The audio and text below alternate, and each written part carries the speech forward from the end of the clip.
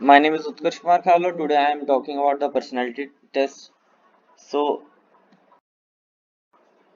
so there are various personality tests which shows our characteristics, and uh, and these tests tells us about the results of this test about the negative behaviors or positive behaviors, and the conflict, the pressure, the challenge one is facing in a particular organization.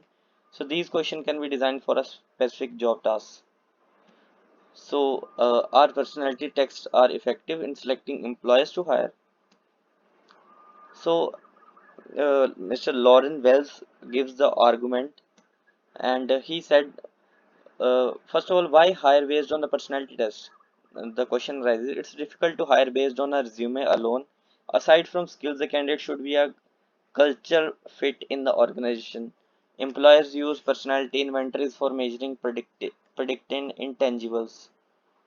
Intangibles means the things which we can't access or quantify in the terms of values. Why, why hire? Certain positions require particular personality traits. Example, extroverts tend to be enthusiastic, talkative, assertive, gregarious, thus may be better suited for higher level position, many of which involve a lot of collaboration and public speaking. Means if a company has a client who is a English speaking person who is he is from UK or England, so a person who is a very extrovert and have a good command in English, a company want to hire that type of candidate for the communication process to the client. And employees who not only can perform a job's task but are good fit for the job reduce so turnover cost associated with recruiting and increases productivity motivation. 80% mid-size and large company use personality assessment as a pre-employment or new employee tool. Personality tests don't violate the EEOC Act involving race, religion, age, sex, or national origin.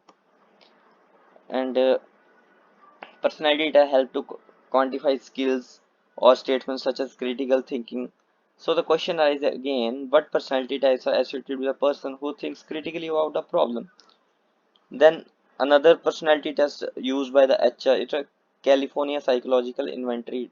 It determines how individuals with interact with others. Then another theory given by the Myers-Briggs, which assess the preferences and style useful for a worker and worker for the development. Example of personality test application: the job of a janitor requires consistently able to follow the standard routine, not overly ambitious, tend to be a bit introverted, willing to help when called upon, conciseness, and enjoy routine tasks. These traits are difficult to measure through an interview alone or a skill test. So, what is the conclusion of these all the tests? Effective when used in conjunction with interview and resume. HR should be several different personality types that fit the job to increase candidate pool, becoming an increasingly popular tool in strategic human resource management. So, hiring based on personality test is not effective in recruiting. Another argument given by the Glennis Booker Butler, and he said the personality profiling, personality test, and selecting a technique that can provide information about potential employees fit and he said disk profiling can help you determine which candidates likely have a strong leadership, organization, or communication skills. So he argument that qualified candidates uh, or open your company up to a legal difficulties, which means tests can steer you away interpreting correctly. The test must be focused with job skill set and not focused on question concerning gender, age, religious belief, or ethnicity. Personality test must also not cross personal boundaries or address issues that are highly invasive. If these unwritten rules are broken by an employer, they could be held liable for the discrimination. So there must be a uh, different different vision or eye of a different person who give these arguments. So personality assessment also come under legal fire. In 2005, a case happened in Minnesota. Multifaceted personality inventory test was ruled as a violation in the Americans and Disability Act because the test uncovered and identified psychological condition product under the act. The this test is in question has been modified to acceptable under the EEOC guidelines, but the importance of avoiding discrimination is a pre-employment testing can not be emphasized. So John McSpadden, the CEO of Mac and Associates, he said, "I don't think we should use them." He says he believes the cheap online personality tests are a waste of time, and more in-depth tests are prohibitively expensive for a small company.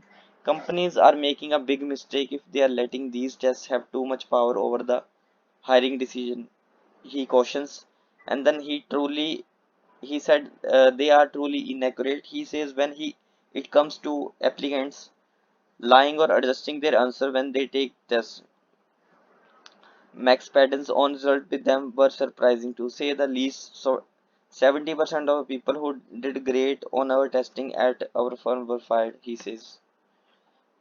Max Padden argues that company could spend the same amount of money in training rather than in hiring managers in behavioral questions, perhaps bring in HR consultants to teach the basics of good interviewing. Max Padden acknowledges that the reality and the demands of hiring may be different for smaller firms. For a small business, the CEO is a lead sales guy, the janitor, he is everything. So this helps him out. Even though the word test implies pass or fail, there is a such thing in personality assessment. There is no right or wrong, no numerical score. Instead, these tools assess our soft skills, personality type, strength, style, and preferences. So, in the summary, knowing more about people's real character, the work preference questionnaire, which is measures important personality traits need for effective job performance, was developed for specific evaluation. So, thank you.